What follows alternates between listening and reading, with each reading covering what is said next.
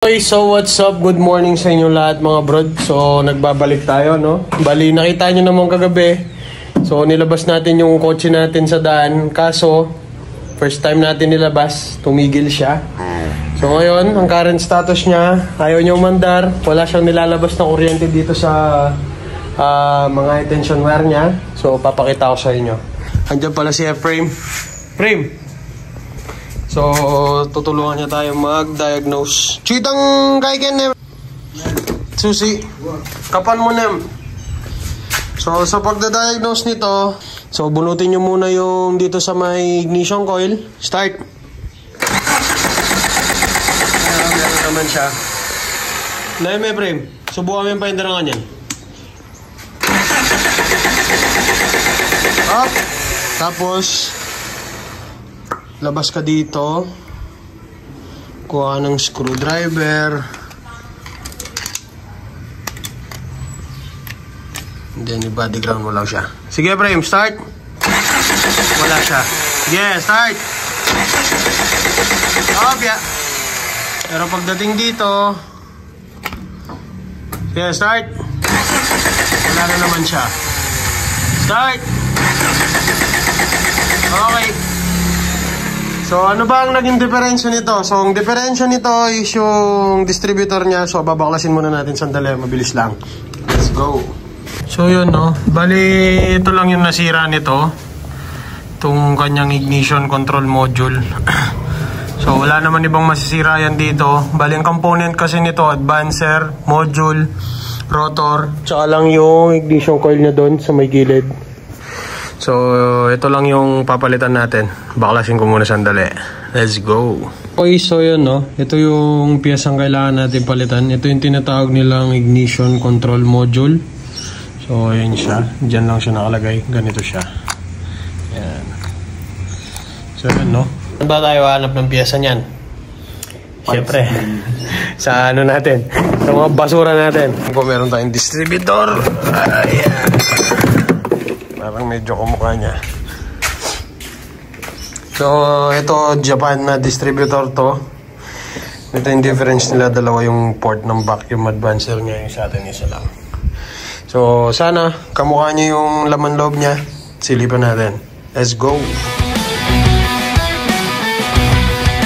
So yun, no, babaklasin na nga natin ngayon yung distributor na nakalkal natin sa basurahan natin. Sinecheck ko dito kung ano ba yung differences nila. And do po, meron po silang konting differences pero kaya naman yata natin siyang paandarin sa distributor natin na local.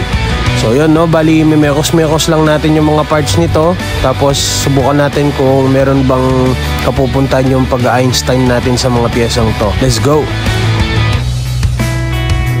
At syempre, hindi naman tayo papayag na hindi tayo makaganti sa kotse natin. So, bilang pagganti sa pagtirig niya last time, panoorin nyo hanggang dulo kung paano tayo gumante.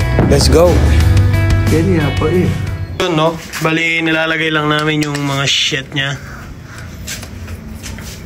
So, di ba natin sure kung under pa ba to?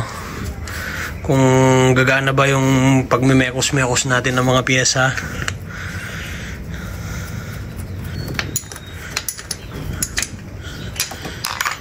Oh, wait.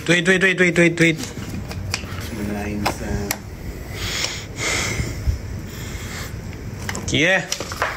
Start. Moment of truth. You know. Alright.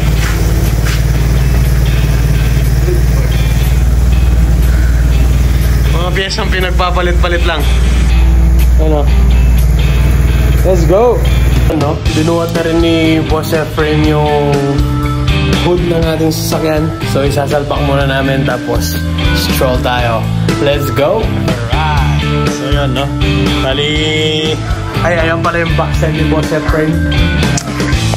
So, yan si Mama Racing. Stroll tayo. Let's go! So, yun, no? Ice cream muna tayo. So, dana forma na nitang kaya boy, oh. Yung salamin. Doria boy! Solid yan. Let's go eat this man. Let's go! So, tinagad si Tudor. Wala nang keme-keme.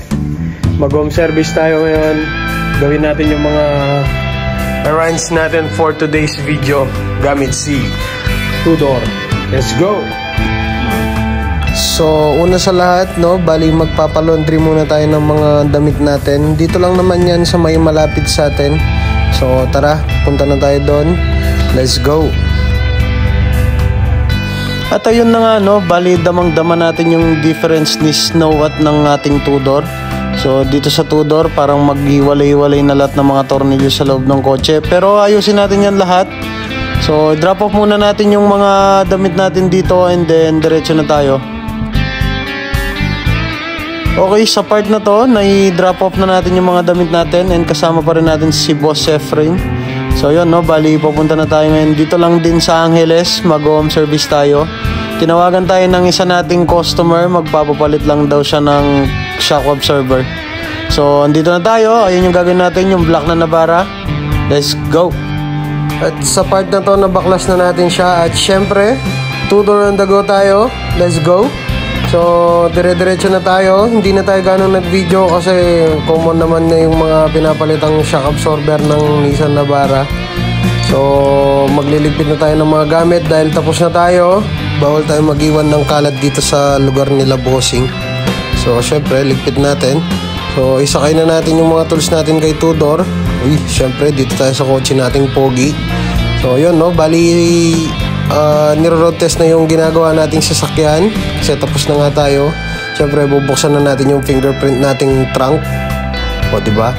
So sakay na natin yung mga tools natin at let's go, uwi na tayo. Bye bye. So yun, no, first duty ni Tudor sa industry ng pagmemekaniko. Bali pauwi na kami, tapos na yung in-home service natin. So yun, Nissan Navara na pinalitan lang natin yung front shock absorbers.